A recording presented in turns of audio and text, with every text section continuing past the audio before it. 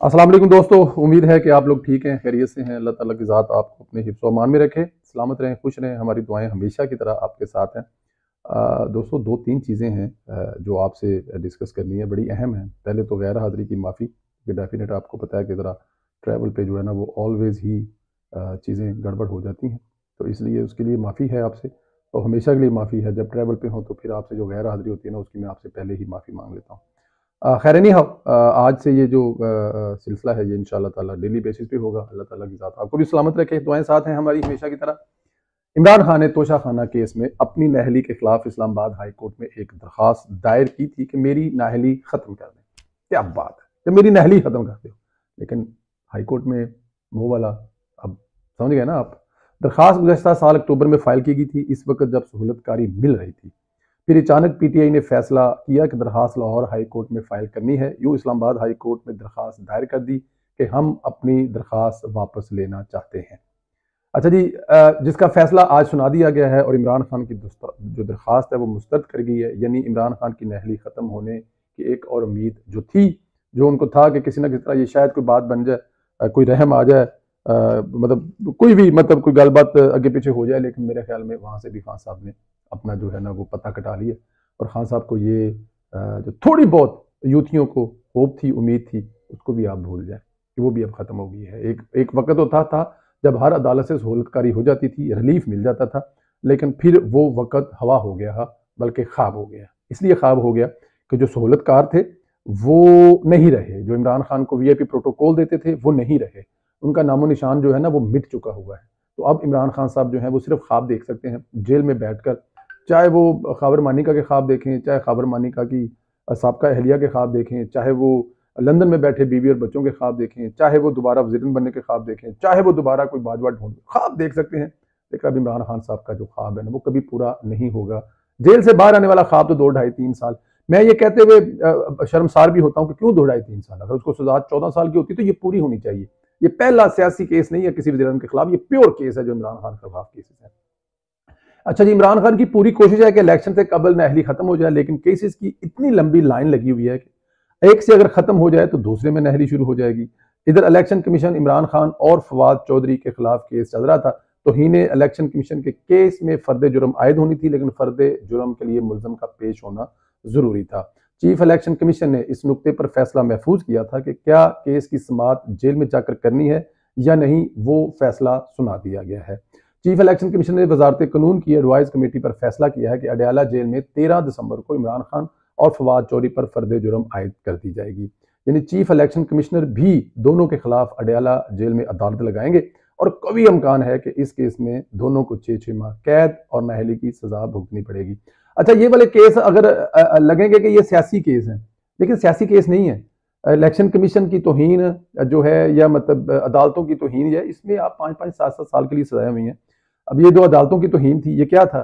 दानियाल अजीज चौधरी साहब, निहाल हाशमी साहब, तलाल चौधरी साहब, इनको जो सजाएं मिली है ये किसी भी तरह से नॉर्मल सजाएं तो नहीं है ना। ये किस चक्कर में सजाएं?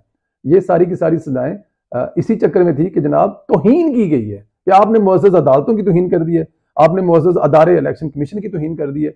और काफ़ी तबीयत जो है ना वो 5 दिन बड़ा वो भुड़किया सी फवाद चौधरी, ना फवाद चौधरी वाली बोलती है ना फवाद चौधरी बोलता है। आखिरी हल है ना। देखिए, आप अच्छे वाले निकल गए थे, आप फिर दोबारा उन्हीं चक्रों में पड़ गए कि नहीं जी इमरान खान साहब मसीहा बन के वापस आएंगे, चले भुगते हैं फिर। वैसे चौधरी फवाद को चाहिए था कि अगर उसने ये सब कुछ करना था ना तो बीवी बच्चे उठाता, कहीं अमेरिका शहर का भाग जाता। और फवाद गिल के फवाद जो है ना वो फवाद चौधरी साहब जो है वो शहबाज गिल के साथ बैठकर अमेरिका में सियासत करते, वहां से उनकी ट्विटर पर बड़ी गर्म सियासत होनी थी, बल्कि अच्छा यूट्यूब चैनल में चलना था। लेकिन बदकिस्मती से वो पाकिस्तान में है, भागने वालों भाग सकते तो भाग जाते, लेकिन भागने नहीं दिया, भागने जो भागने देते हैं अक्सर।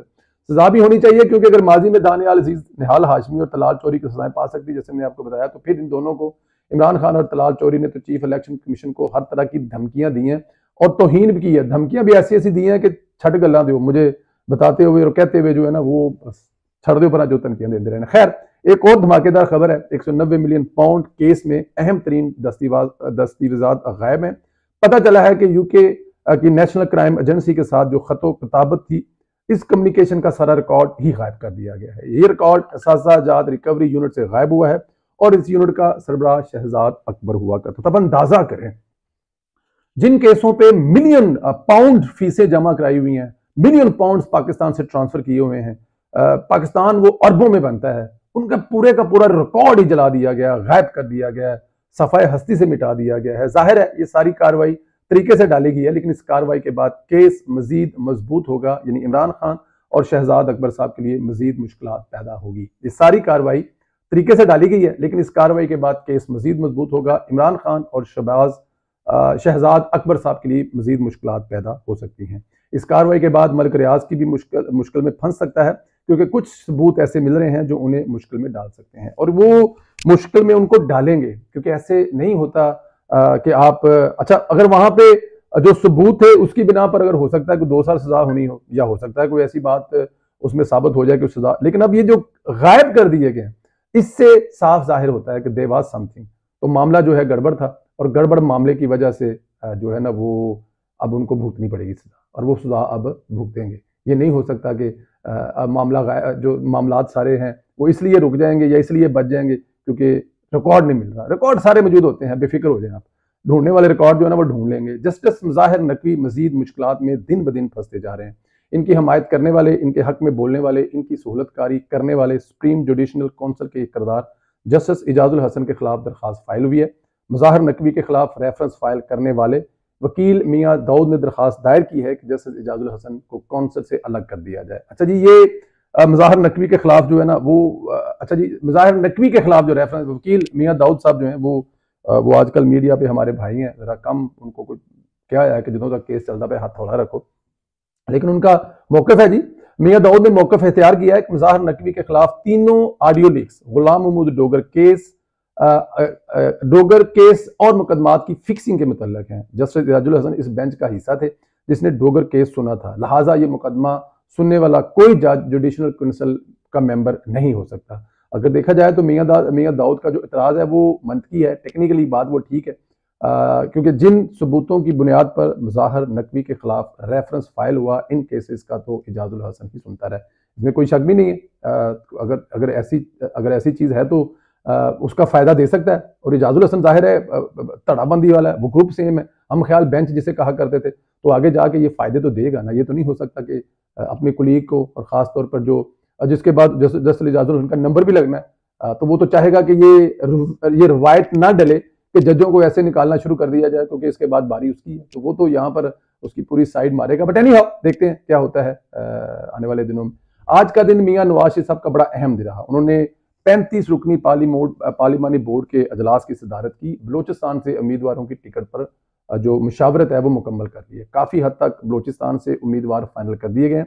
अब तक काफ़ी हद तक उम्मीदवार फाइनल हो चुके हैं। तमाम उम्मीदवारों की फाइनल लिस्ट एक साथ जारी की जा सकती है। मियाँ नवाज शरीफ, शहबाज शरीफ, मरियम नवाज की एक तारीखी मुलाकात जो है वो हुई है चौधरी शुजात साहब से, और ये मेरे ख्याल में अगर मैं गलत नहीं हूँ तो कुछ 20 साल बाद मुलाकात चौधरी शुजात साहब और जो मियाँ मोहम्मद नवाज शरीफ साहब की हुई है। देखिए, मियाँ मोहम्मद नवाज शरीफ और चौधरी शुजात का बड़ा पुराना साथ है।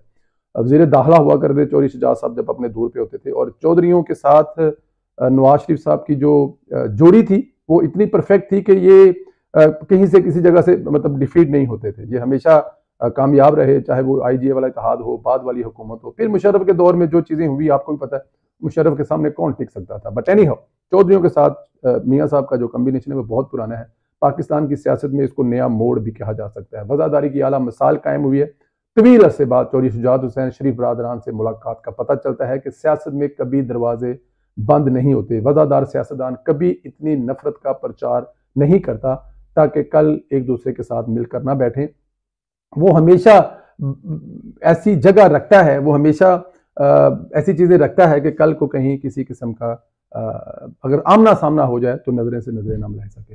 अच्छा जी, मुलाकात में आइंदा इंतहाबी और हुकूमती इत्तेहाद पर भी बातचीत हुई है। इसके अलावा मियाँ नवाज शरीफ साबिक डिप्टी स्पीकर पंजाब असम्बली दोस्त मोहम्मद मज़ारी के घर भी गए। दोस्त मोहम्मद मज़ारी ने इमरान खान की फस्तायत ख़त्म करने में, वो आपको असम्बली के अजलास वगैरह याद होंगे, बहुत मदद की थी। दोस्त मोहम्मद मज़ारी ने शुक्रिया अदा किया। जनूबी पंजाब में इंतहाबी मामला पर मुशावरत की। नवाज शरीफ ने साबिक निगरान वज़ीर-ए-आज़म मल्लक शेख मज़ारी की वफ़ात पर फातिहा खानी भी की। मीर तारक खान मज़ारी, सरदार रियाज मज़ारी, दोस्त मोहम्मद मज़ारी, सरदार मुराद बख्श मज़ारी समेत तमाम अहले खाना से ताज़ियत की। मियाँ नवाज शरीफ की ये मुलाकातें पाकिस्तान खासतौर पर पंजाब के जो एक नक्शा है ना आने वाले उसको बदल देंगी।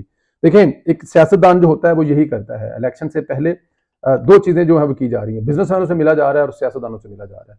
और ये वो दो चीजें अहम होती हैं सियासत से पहले, कि सियासत का माहौल बने, कि सियासत में आपको इलेक्शन जीतने के लिए सियासतदानों की जरूरत है और हुकूमत बनाने के बाद आपको ताजरों की जरूरत है। तो ये दोनों चीजें जो मियाँ साहब साथ लेके चल रहे हैं, आने वाले वक्त में देखिएगा कि पाकिस्तान को इसका कितना फायदा होने वाला है। दोस्तों अपना बहुत ज्यादा ख्याल रखें। एक और चीज आप लोगों से शेयर करनी है। अब ट्विटर पर पीटीआई वाले जो है ना वो उस तरह मुकाबला तो कर नहीं सकते। अब उन्होंने एक नया तरीका ढूंढा है। उन्होंने मतलब कंपेन चला रहे हैं कि जो लोग उनको टफ टाइम दे रहे हैं उनको ब्लॉक किया जाए। अच्छा जी, कल फरहान विरक साहब का नंबर था कि फरहान विरक साहब को ब्लॉक किया जाए, और आज जो है वो प्रवेश संधीला को। मतलब देखें, प्रवेश संधीला, मैं तो अपने आप को किसी काबिल नहीं समझता, लेकिन चले पीटीआई वालों की मेहरबानी है कि उन्होंने कोई इस काबिल बना दी है कि उनको लगता है कि प्रवेश संधीला पीटीआई के लिए बड़ा थ्रेट है, और वो इसको बाकायदा तौर पर ब्लॉक कर रहे हैं कि प्रवेश संधीला को ज्यादा से ज्यादा ब्लॉक करें, इसकी रीच कम हो लोग उसका। देखिए, मुझे तो पहले भी आप लोग फॉलो नहीं करते, मुझे आप फॉलो क्यों करेंगे? मैं तो भाई आप लोगों को आईना दिखाता हूँ। मैं तो आपको आपका झूठा, नंगा, गंदा, गलीज चेहरा बार बार दिखाता हूँ। शीशा मेरे हाथ में, मैं आपके सामने करता हूँ और आपको अपना ही चेहरा नजर आता है। तो मुझे आपने पहले कौन सा फॉलो किया हुआ है? लेकिन कुछ ऐसे अकाउंट थे जो इंतहाई बदतमीजी करते थे, बहुत ज्यादा बदतमीजी करते थे, लेकिन मैंने इनको कभी ब्लॉक नहीं किया। जिस लेवल की गलीज गालियां, जिस लेवल का गलीज प्रोपोगंडा वो मेरे खिलाफ जाती हैसियत में करते थे, मैंने कभी ब्लॉक नहीं किया। सिंगल पर्सन को ब्लॉक नहीं किया। कोई भी सामने आ जाए और कह दे कि प्रवेश संधीला ने ट्विटर पर ब्लॉक किया, नहीं ब्लॉक किया।